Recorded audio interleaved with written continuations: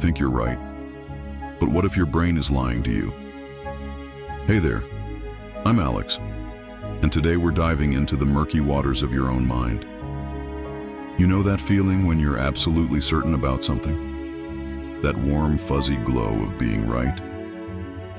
Well, what if I told you that feeling might be nothing more than a clever illusion?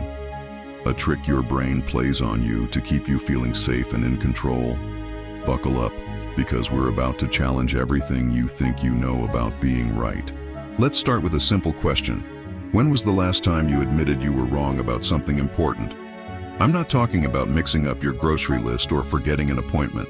I mean really, truly wrong about a belief you held dear. If you're struggling to come up with an example, you're not alone. And that's exactly the problem we're here to talk about. You see, your brain has a dirty little secret. It prefers feeling right over actually being right. Why? Because certainty feels good. It gives us a sense of safety, control, and identity, even if that certainty is built on a foundation of false beliefs. It's like wearing a pair of rose-tinted glasses that make everything look just the way you want it to. But here's the kicker. What if being wrong doesn't make you weak, but smarter? What if admitting you don't know something is the first step to real growth? These are the questions we need to grapple with if we want to break free from the mind trick that's keeping us stuck. Now let's talk about cognitive bias. It's a fancy term for the mental shortcuts our brains take that can lead us astray. One of the biggest culprits is confirmation bias. Ever notice how you seem to keep finding information that supports what you already believe? That's not a coincidence. Your brain is actively seeking out info that confirms your existing views while conveniently ignoring anything that challenges them. It's like having a personal yes man in your head, constantly telling you how right you are.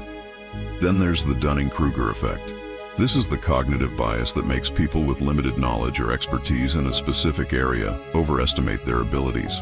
In other words, the less you know, the more confident you tend to be. It's why your uncle who watched a few YouTube videos suddenly thinks he's an expert on global economics. We've all been there, right? Maybe you've even caught yourself doing it. I know I have. But why is it so hard to admit when we're wrong? Well, part of it comes down to ego protection bias. Our brains are wired to protect our self-image at all costs. Admitting we're wrong feels like admitting we're less than we thought we were. It's a blow to our ego, and let's face it, nobody likes that feeling.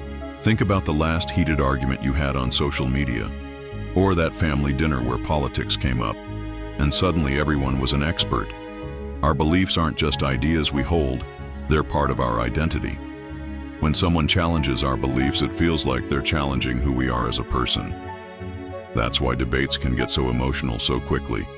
We're not just defending an idea, we're defending ourselves. And let's not forget the emotional investment we put into our beliefs. If you've spent years arguing for a particular viewpoint, it can be incredibly painful to let it go. It's like admitting that all that time and energy was wasted.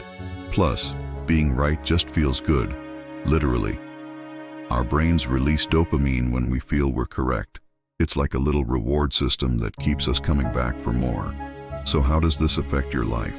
Well, for starters, you might find yourself rejecting opposing ideas before you even hear them out. Have you ever caught yourself rolling your eyes or tuning out as soon as someone starts expressing a view you disagree with? That's this mind trick in action. You're not even giving yourself a chance to learn or grow. It also means you end up arguing more and understanding less. Think about those social media debates again. How often do they end with anyone changing their mind or gaining new insight? Usually it's just two people talking past each other, each more convinced than ever that they're right and the other person is an idiot. The irony is, the more certain you feel, the less likely you are to actually be learning. You feel smarter while actually becoming more ignorant. It's a trap that's easy to fall into and hard to escape. So how can you recognize when this trick is playing out in your own mind? Pay attention to your emotional reactions. Do you feel anger or defensiveness when someone challenges your views, or do you feel curiosity? If it's the former, that's a red flag. Curiosity is the hallmark of a truly open mind. Another sign is if you find yourself only consuming content that agrees with your existing views. Your social media feed, the news channels you watch, the podcast you listen to. If they're all singing the same tune, you might be stuck in an echo chamber of your own making. And here's a big one. Do you find yourself interrupting others to make your point, rather than really listening to understand? If so, you're probably more interested in being right than in learning something new. But don't worry, there is hope. We can break this pattern, but it takes conscious effort and practice. The first step is to cultivate intellectual humility. That means being willing to say, I might be wrong. It's not about putting yourself down or assuming you're always wrong. It's about acknowledging that your knowledge is limited and being open to new information. Try asking more questions than you give opinions.